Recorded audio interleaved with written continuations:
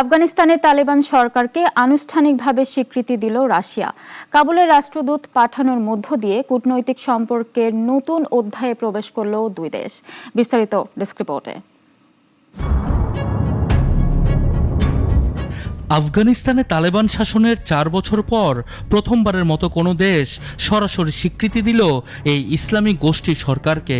বৃহস্পতিবার রাশিয়ার পররাষ্ট্র মন্ত্রণালয় জানায়, তারা তালেবান মনোনীত গুল হাসানকে রাষ্ট্রদূত হিসেবে গ্রহণ করেছে। বান্ডেল থাকলে প্রতি সেনমানিতে টাকা বাঁচবে। বিকাশ সেনমানি বান্ডেল কিনে জিতুন প্রতি লেনদেনে। রাষ্ট্রদূতের পরিচয়পত্র গ্রহণের ছবি প্রকাশ করেছে মস্কো। তাতে দেখা যায় রুশ উপপররাষ্ট্রমন্ত্রী আন্দ্রে রুদেনকোর হাতে পরিচয়পত্র তুলে দিচ্ছেন তালেবান কূটনীতিক। এদিকে তালেবানের পররাষ্ট্র মন্ত্রণালয় এক্স পোস্টে একে ইতিবাচক ও গুরুত্বপূর্ণ পদক্ষেপ হিসেবে বর্ণনা করেছে। সেই পোস্টে তালেবান পররাষ্ট্রমন্ত্রী আমির খান মুক্তাকির সঙ্গে রুশ রাষ্ট্রদূতের সাক্ষাতের ছবিও রয়েছে। 1989 সালে আফগান যুদ্ধ থেকে সেনা প্রত্যাহারের পর এবারই প্রথম তালেবান নেতৃত্বাধীন আফগানিস্তানের সঙ্গে এমন ঘনিষ্ঠ সম্পর্ক দেখাচ্ছে মস্কো। 2021 সালে মার্কিন সেনা প্রত্যাহারের পর রাশিয়া আফগানিস্তানে কূটনৈতিক উপস্থিতি বজায় রেখেছিল। চলতি বছর তালেবানকে সন্ত্রাসী সংগঠন তকমা থেকেও সরিয়ে নেয় দেশটি।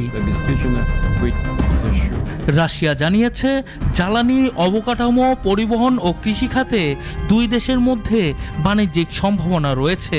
আঞ্চলিক নিরাপত্তা, সন্ত্রাসবাদ ও মাদক বিরোধেও সহযোগিতা বাড়াবে তারা। চীন, কাতার বা আমিরাতের সঙ্গে এখনও তালেবান সরকারের আনুষ্ঠানিক স্বীকৃতি হয়নি, তবে এই দেশগুলো কূটনৈতিক সম্পর্ক বজায় রেখেছে। চীনা কোম্পানি ইতিমধ্যেই তেল উত্তোলনের চুক্তি করেছে তালেবান সরকারের সঙ্গে। তালেবানের পরবর্তী লক্ষ্য এখন যুক্তরাষ্ট্রের স্বীকৃতি।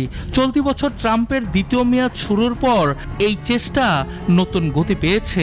ওয়াশিংটনে দূতাবাস খোলার প্রস্তাবও দিয়েছে তালেবান।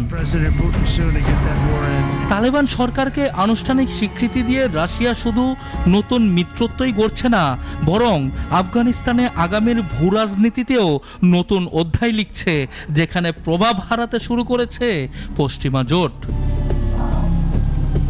সানিয়া আহমেদ, নাগরিক।